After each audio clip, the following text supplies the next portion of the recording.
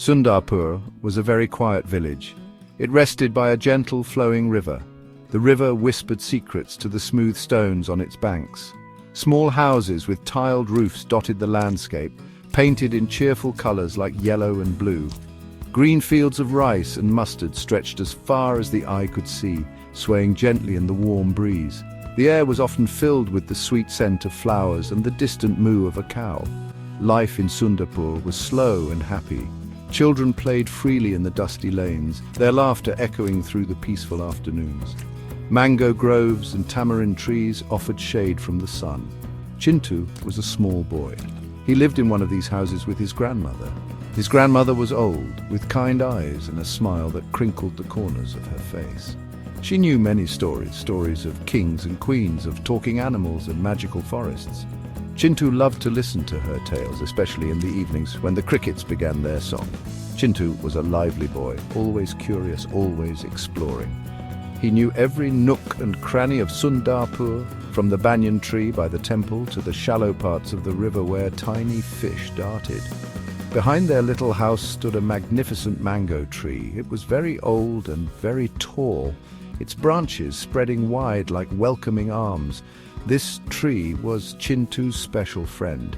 He had climbed its lower branches many times. In the hot summer afternoons, he would sit under its cool shade. His grandmother said the tree was older than she was. It had given them sweet mangoes for many, many years. Every year, Chintu would watch the small green buds turn into tiny green mangoes, growing bigger and bigger with each passing day. Chintu loved mangoes more than any other fruit. He loved their sweet smell. He loved their juicy pulp. Most of all, he loved amras, the sweet mango puree his grandmother made. As the mango season approached, Chintu's excitement grew. He would visit the tree several times a day, looking up at the green mangoes. He would imagine them turning yellow and orange. He dreamt of the day he could pick them, the first ripe mango of the season. He could almost taste the delicious amras, cool and sweet on his tongue. The sun rose one bright morning. It painted the sky in shades of orange and pink. This was the day Chintu had been waiting for. The mangoes on their tree were finally perfectly ripe. They glowed like golden lanterns amidst the green leaves. Their skin was smooth and tinged with a beautiful blush of red.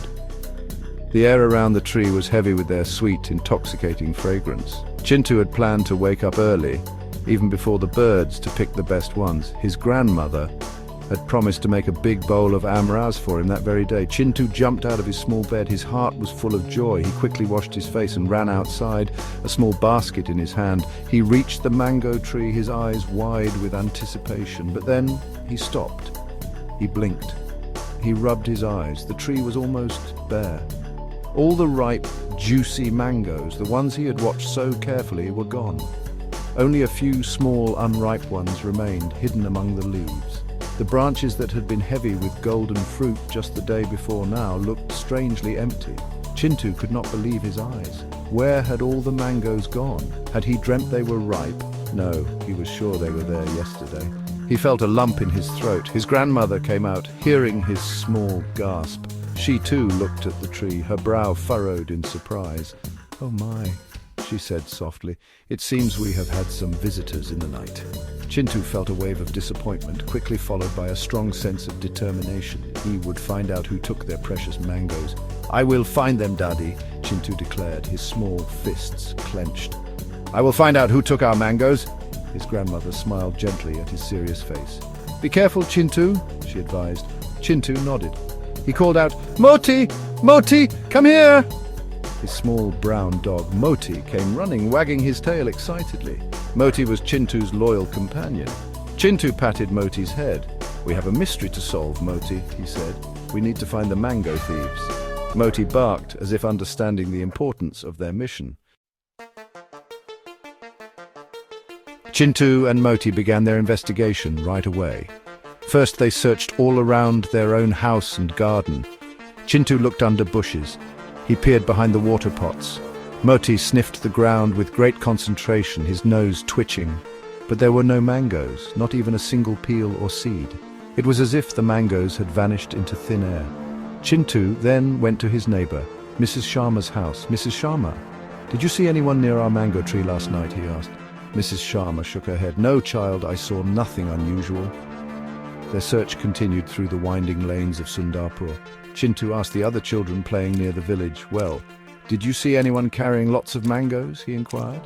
They all shook their heads, too busy with their game of marbles. Moti, however, seemed to be onto something.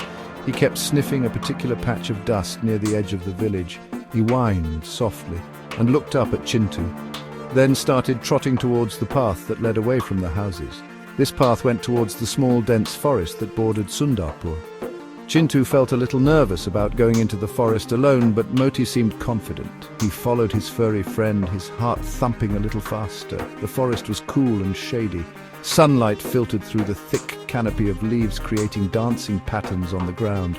Birds chirped from hidden branches and strange insects buzzed past. Moti kept moving forward, his tail held high, occasionally stopping to sniff the base of a tree or a clump of ferns. Chintu kept a keen eye out, hoping for any clue, any sign of their missing mangoes. Suddenly Moti stopped. He let out a soft woof and wagged his tail furiously, pointing his nose towards a thicket of bamboo. Chintu carefully parted the bamboo stalks, and there in a sunlit clearing was a sight that made Chintu's jaw drop. A troop of monkeys, big and small, were chattering and feasting. And what were they feasting on? Mangoes, piles of golden, juicy mangoes. Chintu recognized them immediately. They were the mangoes from his grandmother's tree. The monkeys looked very happy, their cheeks bulging with sweet fruit. Chintu watched the monkeys for a moment. There were so many of them. They were strong and agile. He knew he couldn't just rush in and try to take the mangoes back. That might scare them, and they could run away, perhaps dropping and wasting the precious fruit, or worse, becoming aggressive. He needed a plan, a clever plan. He remembered his grandmother always said, "Use your brains, Chintu, not just your brawn." The monkeys seemed to love the sweet mangoes, but perhaps they could be tempted by something else. He needed to think. Then an idea sparked in Chintu's mind. He remembered the large bunch of ripe yellow bananas his grandmother had bought from the market just yesterday. They were sitting on the kitchen shelf. Monkeys love bananas. Perhaps he could make a trade. He whispered to Moti, "Stay here, boy, and keep quiet." Moti seemed to understand and sat down patiently, watching the monkeys with curious eyes. Chintu carefully backed away from the clearing, trying not to make any noise that would disturb the feasting monkeys. Chintu ran back home as fast as his little legs could carry him. He burst into the kitchen slightly out of breath. "Daddy, I need the bananas!" he exclaimed. His grandmother, surprised by his sudden appearance and urgency, gave him the bunch of bananas without asking too many questions. Chintu grabbed them and rushed back to the forest clearing. The monkeys were still there, engrossed in their mango feast. Very slowly and carefully, Chintu approached the edge of the clearing. He placed the bunch of bananas on the ground a little distance away from the mango pile. He then stepped back and made soft clicking sounds to get the monkeys' attention. He pointed to the bananas, then to the mangoes they were eating, and then back to the bananas, as if suggesting an exchange. One curious young monkey noticed the bright yellow bananas. It cautiously approached, sniffed them, and then grabbed one, peeling it with nimble fingers. Soon, other monkeys noticed. The allure of the new sweet fruit was too strong. One by one, they abandoned the mangoes and scampered towards the bananas. Chintu seized his chance. He quickly gathered all the remaining mangoes into his basket. He returned home a triumphant hero, his basket full. His grandmother laughed when she heard the story. "Oh, Chintu," she said, her eyes twinkling with pride, "you are a very clever boy. You deserve extra amras today."